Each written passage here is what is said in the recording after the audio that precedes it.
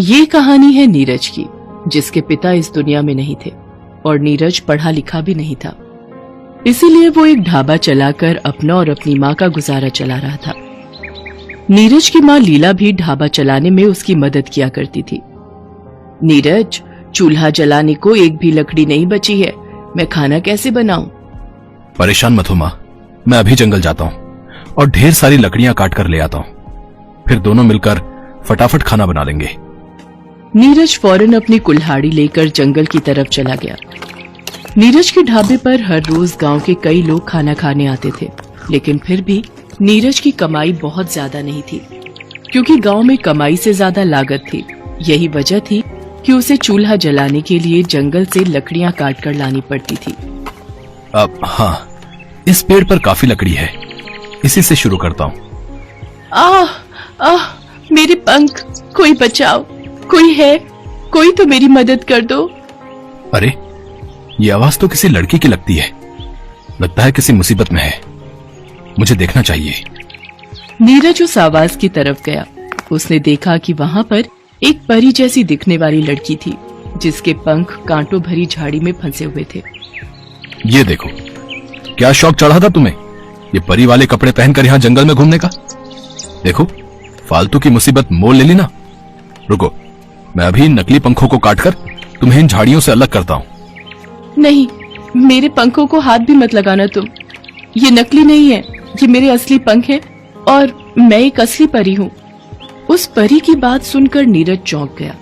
गौर से देखने पर उसे एहसास हुआ कि वो पंख वाकई असली थे, क्योंकि कांटों में फंसे होने की वजह से उनसे काफी खून बह रहा था। ठीक है, मैं समझ गया। मैं तुम्हारे पंखों को नहीं काटूंगा, पर देखो, मुझे तुम्हारी मदद तो करनी ही होगी। मेरा भरोसा करो, मैं सिर्फ झाड़ियों को काटने की कोशिश करता हूँ, ठीक है? उस परी ने नीरज पर भरोसा किया और फिर नीरज ने बड़े ही ध्यान से उन सारी कटीली झाड़ियों को काट दिया। अब वो परी आजाद थी, लेकिन उसके पंख बुरी तरह से घायल थे। मेरी मदद करने के लिए शुक्रिया। मेरा नाम नीलम है और मैं परीलोक से यहाँ तुम्हारी दुनिया देखने आई थी, पर पता नहीं कैसे यहाँ फंस गई। मेरा नाम नीरज है, तुमसे मिलकर अच्छा लगा। तो अब तुम अपने परीलोक वापस चली जाओगी ना? मैं चाहूँ तो भी नहीं जा सकती, जब तक मेरे पंख बिल्कुल ठीक नहीं हो जाते। मुझे यहाँ तुम्हारी दुनिया में ही रहना होगा। क्या तुम मुझे कोई सुरक्षित जगह बता सकते हो जहाँ मैं रह सकूं? तुम मेरे घर पर रह सकती हो। मेरे साथ मेरी माँ भी रहती है। हम दोनों मिलकर अपने घर के बाहर ही एक ढाबा चलाते हैं। बस मैं थोड़ी सी लकड़ियां काट लूं, फिर हम चलते हैं। पर लकड़ियां तो तुम काट चुके हो, वो देखो। नीरज ने पीछे मुड़कर देखा तो वहां लकड़ियों का एक मोटा गट्ठर रखा हुआ था, जिसे देखते ही नीरज समझ गया कि असल में ये नीलम का जादू ही था। तो तुम जादू भी कर सकती हो, पर एक बात बताओ, तुमने खुद को आजाद करने के लिए जादू का इस्तेमाल क्यों नहीं किया? और अभी भी तुम अपने पंखों को जादू से ठीक क्यों नहीं कर लेती? क्योंकि हम परियां सिर्फ दूसरों की मदद के लिए ही अपने जादू का इस्तेमाल कर सकती हैं, खुद के लिए नहीं। अच्छा, चलो कोई बात नहीं, तुम मेरे साथ चलो। मुझे पूरा भरोसा है कि मेरी माँ के पास तुम्हारे पंखों को जल्दी से जल्दी ठीक करने का कोई ना कोई नुस्खा जरूर होगा। नीरज उस परी को लेकर अपने घर पहुंचा और फिर अपनी माँ को उसके बारे में सब कुछ बताया। तुम बिल्कुल चिंता मत करो बेटी, मैं अभी कुछ जड़ी बूटियों को मिलाकर एक लेप बना देती हूँ। उसके इस्तेमाल से तुम्हारे पंख कुछ ही दिनों में बिल्कुल ठीक हो जाएंगे। शुक्रिया माँ जी। लीला के बनाए जड़ी बूटी के लेप से नीलम के पंख बहुत तेजी से ठीक होने लगे, लेकिन नीरज के हालात हर बीतते दिन के साथ और भी खराब होते जा रहे थे। ये कैसी दाल मखनी है भाई? है? मक्खन का तो नामो निशान भी नहीं है इसमें। मक्खन कहाँ से डालो भाई साहब? यहाँ गांव में खाने का दाम बहुत कम है। थोड़ा भी दाम बढ़ाओ तो लोग खाने से ही मना कर देते हैं। ये सब बहाने हैं। साफ बात है भाई, खाने में स्वाद तो माल मसाले से ही आता है।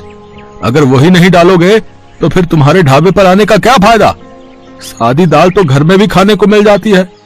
नीरज मजबूर था, वो चाहकर भी अपनी लागत को नहीं बढ़ा सकता था, क्योंकि उसके लिए उसके पास पैसे ही नहीं थे।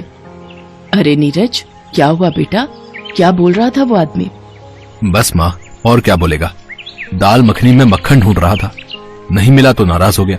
लगता है अब फिर कभी अपने ढाबे पर खाने नहीं आएगा। नहीं आता है ना आए, भाड़ में जाए। तू अपना दिल छोटा मत कर बेटा, ये गांव के लोग हैं ही ऐसे, हर कोई उधार खाकर जाता है, ऊपर से इन्हें दाल में मक्खन भी चाहिए। नहीं माँ, लोग जैसे हैं वैसे ही रहेंगे, पर हम ऐसे हाथ पर हाथ रखकर नहीं बैठ सकते, वरना हमारा ढाबा बंद हो जाएगा। नीरज के चेहरे पर हताशा और मायूसी साफ दिख रही थी, साथ ही चिंता भी। उसकी माँ लीला भी उदास होकर अपनी बहन से मिलने उसके घर चली गई, क्योंकि उसके पास भी इस समस्या का कोई समाधान नहीं था। लेकिन वहां कोई था जो सही मायने में नीरज और लीला की मदद कर सकता था। ये दोनों कितने परेशान हैं, और नीरज तो मेरे जादू के बारे में जानता भी है, लेकिन फिर भी इसने मुझसे मदद नहीं मांगी। इतनी परेशानी में भी इन दोनों ने मेरी मदद की, तो मुझे तो इनकी मदद करनी ही होगी। नीलम परी के पंख अब बिल्कुल ठीक थे, वो परीलोक वापस जा सकती थी, लेकिन उससे पहले उसने नीरज की मदद करने का फैसला किया। तो ये है वो दाल मखनी, ठीक है, तो ये गया इसमें ढेर सारा मक्खन। बस इतना काफी नहीं है, मुझे कुछ और भी करना चाहिए। नीलम परी ने उस दाल मखनी के बर्तन पर अपना जादू कर दिया और फिर वहां से चुपचाप वापस अपने परीलोक चली गई। फिर कुछ देर बाद, अरे भाई, कोई है क्या यहाँ? खाना मिलेगा क्या? हाँ हाँ, क्यों नहीं साहब, आइए बैठिए, दाल मखनी और रोटी बिल्कुल तैयार है, बस मैं अभी लेके आया। नीरज खाना लेने ढाबे के अंदर गया। उसने जैसे ही दाल निकालने के लिए भगोना खोला तो दाल के ऊपर ढेर सारे मक्खन को तैरता हुआ देखकर हैरान रह गया। ये इतना सारा मक्खन, लगता है माँ ने डाला होगा, पर वो इतना सारा मक्खन लाई कहां से? चलो बाद में पूछ लूंगा, फिलहाल खाना लेकर जाता हूं बाहर। नीरज खुशी खुशी वो ढेर सारे मक्खन वाली दाल मखनी और गर्मा गर्म रोटियां लेकर ग्राहक के पास गया, जिसे खाते ही ग्राहक का चेहरा खिल उठा। भाई वाह है, सच में मजा आ गया भाई। मैंने शहर से एक होटल की दाल मखनी खाई है, पर इतना मक्खन तो कोई भी नहीं डालता भाई, और तुम इतने कम दाम में इतना मक्खन डाल रहे हो, मानना पड़ेगा भाई, मानना पड़ेगा। और ये भी कहना पड़ेगा कि तुम्हारी दाल मखनी का स्वाद भी बहुत बढ़िया है। शुक्रिया साहब, मुझे खुशी है कि आपको मेरा खाना पसंद आया। ये बढ़िया है तो पसंद तो आनी ही है। मैं ऐसा करता हूँ, तुम्हारे पास और ग्राहक भेजता हूँ। मेरे साथ और भी लोग शहर से आए हैं, वो तालाब के पास जो फैक्ट्री का काम चल रहा है ना, हम सब उसी के सिलसिले में यहाँ आए हैं। मुझे उम्मीद है कि तुम्हारी ये दाल मखनी सभी को पसंद आएगी। हाँ, तुम तैयार रहो, मैं बस अभी भेजता हूँ उन्हें। और हाँ, उनके आने से पहले जरा दाम भी बढ़ा लो, स्वाद के हिसाब से खाने का दाम बहुत ही कम है यहाँ भैया। हाँ। इतना कहकर वो आदमी वहां से चला गया। जो कुछ हो रहा था, नीरज का उस पर विश्वास कर पाना बहुत मुश्किल था, लेकिन फिर भी उसने होश संभाला और फटाफट रसोई में जाकर काम में लग गया। ऐसा करता हूँ, फटाफट और रोटियां बना लेता हूँ, दाल तो शायद काफी होगी। नीरज ने ऐसा ही किया। कुछ ही देर में उसके ढाबे के बाहर ग्राहकों की भीड़ जमा हो गई। नीरज ने फटाफट सभी को दाल मखनी के साथ गर्मा गर्म रोटियां परोसी और सभी ने बड़े ही चाव से खाना खाया। सारा दिन यही सब चलता रहा, बावजूद इसके कि नीरज ने दाल मखनी का दाम पहले से ज्यादा कर दिया था। लोगों ने भरपेट खाया और उसका दाम भी चुकाया। फिर शाम के वक्त लीला जब वापस आई तो ढाबे का हाल देखकर चौंक गई। अरे नीरज, इतने सारे बर्तन, और मैंने बाहर देखा तूने दाल मखनी का दाम बढ़ा दिया है। नीरज लीला को सारी बात बताता है। ये तो बड़े कमाल की बात है, पर बेटा दाल मखनी में मक्खन मैंने तो नहीं डाला, तो फिर वो आया कहां से? ये बात तो मुझे भी परेशान कर रही माँ। खैर, ये सब बाद में सोचेंगे।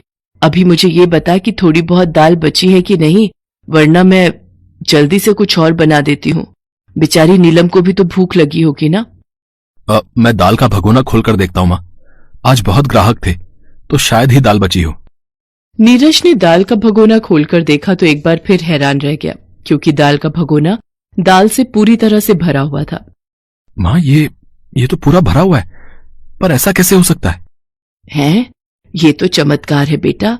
अब जा, जल्दी से जाकर नीलम को बुला ला, मैं गरम रोटियां बना रही हूँ, तुम दोनों साथ बैठकर खा लेना।